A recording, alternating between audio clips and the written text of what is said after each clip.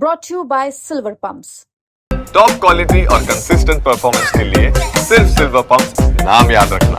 हमारे राष्ट्रीय अध्यक्ष परम आदरणीय मल्लिकार्जुन खड़गे साहब, हमारे संगठन महासचिव एआईसीसी सम्माननीय केसी वेणुगोपाल जी, हमारे पूर्व मुख्यमंत्री आदरणीय अशोक गहलोत जी, हमारे प्रभारी परम आदरणीय सुखजिंदर रंधावा साहब, हमारे जनरल सेक्रेटरी एआईसीसी पूर्व उप मुख्यमंत्री सचिन पायलट जी, हमारे general secretary AICC Jitendra Singh ji, हमारे फॉर्मर केंद्रीय मंत्री और speaker doctor CP Joshi ji, हमारे सह प्रभारीगण, हमारे मंच के ऊपर तमाम जो नेता बैठे हैं, उन सबका मैं धन्यवाद करना चाहता हूं, स्वागत करना चाहता हूं, अभिनंदन करना चाहता हूं। और आप सब बब्बर शेरों का भी बहुत बहुत अभिनंदन, बहुत बहुत स्वागत है।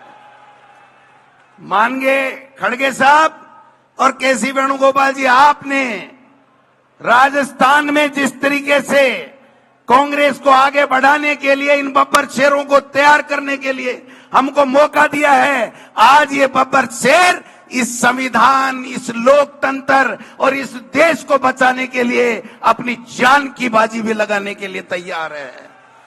मैं निवेदन करना चाहता हूं इस मौके के ऊपर, आज पहलगांव में जिस प्रकार से जो कायराना हरकत की गई है आतंकियों के द्वारा पाकिस्तान के सह के ऊपर, वो बहुत ही कायरतापूर्ण घटना और उसकी जितनी निंदा की जाए कम है। और हमारे नेता राहुल गांधी जी और खड़गे साहब ने जब कह दिया कि पूरा हिंदुस्तान इस जवाबी कार्रवाई के लिए, आतंकवाद को समाप्त करने के लिए हम सब आपके साथ में हैं, तो हम सब कांग्रेस के बब्बर शेर इस कार्रवाई में सरकार के साथ में खड़े हैं। लेकिन हम पूछना चाहते हैं, मोदी जी केवल बातें ही होंगी या काम होगा? पहले पुलवामा में हुआ, आज पहलगांव में हुआ, ये हिंदुस्तान की जनता बर्दाश्त नहीं करेगी। ये चूक कहां हुई, ये पूछने का हर हिंदुस्तानी को अधिकार है। आप संविधान को तोड़ने की बातें करते हो, संविधान को बदलने की बातें करते हो, लेकिन आपने तो वादे बड़े बड़े किए थे मोदी जी। आपने कहा था बेरोजगारी खत्म करूंगा, 2 करोड़ लोगों को हर वर्ष नौकरी दूंगा, आपने कहा था महंगाई कम करूंगा, आपने कहा था किसान की आमदनी दुगुनी करूंगा, आपने कहा था सबको अच्छी शिक्षा मिले इसकी व्यवस्था करूंगा। लेकिन 11 साल बाद में ये हिंदुस्तान के लोग ये पूछना चाहते हैं, आपके उन वादों को क्या हुआ? आपने जो वादे किए थे, एक के बदले 100 सिर लाने की बात हुई थी, उस एक के बदले 100 सिर कब आएंगे? ये देश का नौजवान और देश का आम नागरिक आपसे पूछना चाहता है। अरे जिस पार्टी का देश का प्रधानमंत्री बने, वो अपनी पार्टी की मीटिंग बुला करके अपना नाम नहीं निकलवा सकता। और अब तो हद होगी राजस्थान में खड़गे साहब कि यहां जब मुख्यमंत्री का चयन होना था, तो भारतीय जनता पार्टी के बहुमत होने के बावजूद यहां पर उनसे राय मशविरा नहीं लिया गया और केवल दिल्ली से एक पर्ची आई और उस पर्ची ने तो यहां बेड़ा गर्क कर दिया। माननीय खड़गे साहब, बेड़ा गर्क कर दिया। अरे जिस संविधान की तुम शपथ लेकर के मुख्यमंत्री बने, मंत्री बने, उस संविधान को कुचल रहे हो, उस संविधान को तोड़ रहे हो। एक कैबिनेट का मंत्री डॉक्टर किरोड़ी लाल मीना ये कहता है कि हमारे प्रदेश में प्रतिदिन 8 करोड़ रुपए बिशलपुर से बजरी चोरी होती है। अरे अगर संविधान की शपथ लेने वाले मुख्यमंत्री और उनका कैबिनेट का साथी मंत्री अगर राजस्थान में बजरी माफिया हावी और भ्रष्टाचार की बात कहता है, तो आपके मुंह पर, होठों के ऊपर सिल क्यों जाते हैं? आपके होठ ये बताने का कष्ट करें। मैं निवेदन करना चाहता हूं आप सबसे कि संविधान में यह लिखा हुआ है कि 5 साल में राजीव गांधी जी हमारे नेता अमर हो गए, उन्होंने 73वां और 74वां संशोधन किया था। आज भी वो संशोधन के तहत 5 साल में पंचायती राज और नगर निकाय के चुनाव होने चाहिए। खड़गे साहब, यहां पर 5 साल से कोई चुनाव नहीं हो रहे हैं। 6 साल हो गए नगर निकाय के चुनाव नहीं हो रहे हैं। मैं पूछना चाहता हूं कि आप संविधान के अनुच्छेद 243E और 243U के तहत 5 साल में नगर निकाय और संविधान के चुनाव होने अनिवार्य हैं, है कि नहीं है? हो रहे हैं क्या? 1 साल से प्रशासक लगा रखे हैं। मैं पूछना चाहता हूं, आप संविधान की बातें कर रहे हो कि आप रैली क्यों कर रहे हो? ये रैली इसलिए कर रहे हैं कि आप संविधान को नहीं मान रहे हो, सुप्रीम कोर्ट के आदेश को नहीं मान रहे हो। सुप्रीम कोर्ट ये